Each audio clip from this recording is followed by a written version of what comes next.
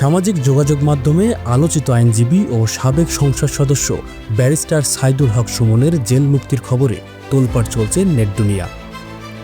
Viral হওয়া কিছু ছবিতে তাকে নেতাকর্মীদের মাঝে ফুলের মালায় সিক্ত হতে দেখা গেল সাধারণ মানুষের মনে প্রশ্ন, ব্যারিস্টার সুমন কি সত্যিই জামিন পেয়েছে, নাকি ডিজিটাল প্রযুক্তির আড়ালে কোনো একদল সুবিধাবাদী মহল এই বিভ্রান্তি ছড়াচ্ছে?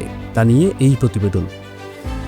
গত কয়েক ঘন্টা ধরে ডিজিটাল প্ল্যাটফর্মগুলোতে দাবি করা হচ্ছে ঢাকা কেন্দ্রীয় কারাগার থেকে জামিনে মুক্তি পেয়েছে সাবেক সংসদ সদস্য ব্যারিস্টার সাইদুল হক সুমন। ভাইরাল হওয়া ছবিতে দেখা যাচ্ছে কারাগারের প্রধান ফটকের সামনে নেতাকর্মীদের ঢল আর ফুলের শুভেচ্ছায় সিক্ত সুমনের এক হাস্যোজ্জ্বল মুখ। তবে প্রশ্ন হচ্ছে, জুলাই আগস্টের বৈষম্য বিরোধী ছাত্র আন্দোলনে হামলা ও হত্যাচেষ্টা মামলায় কারাবন্দী সুমনের এই দৃশ্য কি আসলেই বর্তমানের? মূলত ভাইরাল হওয়া এই ছবিগুলো নিয়ে অনুসন্ধানে নেমেছে দেশের শীর্ষস্থানীয় ফ্যাক্ট চেকার।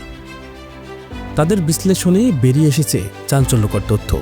বিশেষজ্ঞরা নিশ্চিত করেছেন এই ছবিগুলো মূলত কৃত্রিম বুদ্ধিমত্তা বা এআই প্রযুক্তি ব্যবহার করে তৈরি করা হয়েছে।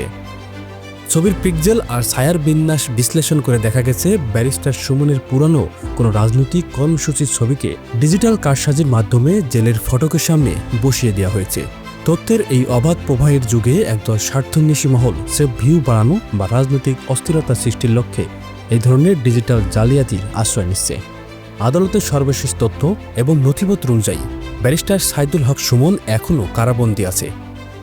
জুলাই আগস্টের ছাত্র জনতার গণঅভ্যুত্থানে মিরপুর যুবদল নেতা হৃদয় মিয়াকে হত্যাচেষ্টা মামলায় তার বিচার প্রক্রিয়া এখনও চলমান। কোনো নির্ভরযোগ্য সংবাদ মাধ্যম বা আদালত থেকে তার জামিনের কোনো তথ্য নিশ্চিত করা হয়নি। অর্থাৎ যে মুক্তির ছবি নিয়ে উৎসব চলছে তা কেবলই ডিজিটাল প্রতারণা এবং গুজব।